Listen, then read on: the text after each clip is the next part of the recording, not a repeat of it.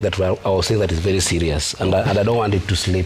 It's a very serious thing, and I've said a number of times here, Trevor, that all Kenyans have a duty to make our country better and to contribute, whether in the private sector. Elected members have got their duty.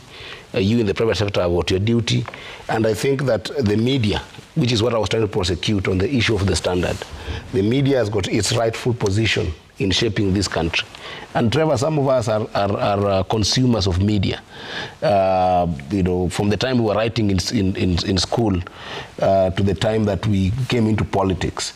I remember that when I was young, there was a gentleman used to be called Whispers. Otherwise known Waume Mtai. He was one of the best,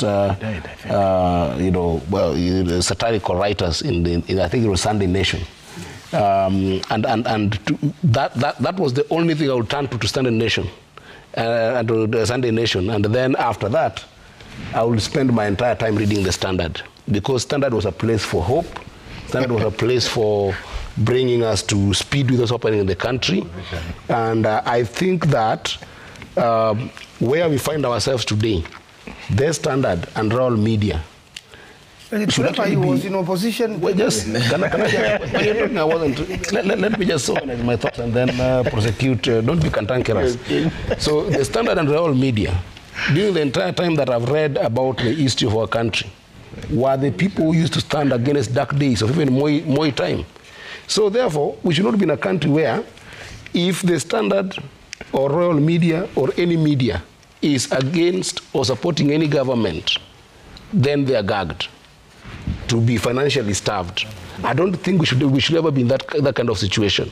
And therefore I was prosecuting a serious matter that we don't want to see in this country, where a government makes it difficult for media to get a chance to advertise, because the government is cannibalizing those advertisements in media. Because when the government does that, it takes a lot of opportunities out of the hand of media.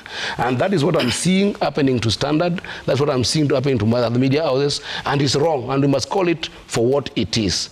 But that said so, the media must also not miss opportunities that is happening in the country every day, that where there's dark and gloom, they must highlight those. But where there's also very good opportunities, like today, if you look at what Gen Zs are doing online, the media is missing it. I wish the Standard could even focus on that. Gen Zs are doing a lot of work in terms of gig economy that is growing so fast, and they're making money on that we must also bring to power. So I wasn't criticizing Standard for the sake of criticizing because of the headline, but I'm saying there is a battle that is silent that I'm seeing, that I have to be bold enough as a member of parliament and say the government must give the media its rightful place, and the media, whether they support or don't support the government of the day, must continue to have that space where they can be able to thrive. That's something I wanted to really say, because it's very important to me, because otherwise then we lose our media houses to regimes that keep on fighting here and there with the media, and we don't want to see that. But that said, Trevor, CDF is bad for the country.